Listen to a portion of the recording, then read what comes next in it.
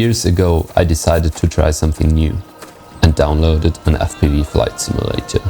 I got absolutely hooked from the very first second, and a couple months later I decided to buy a real FPV drone. I crashed on a daily basis, but I just kept trying. Now, 2 years later, I can finally share some of my favorite clips with you guys. This is my FPV Reel.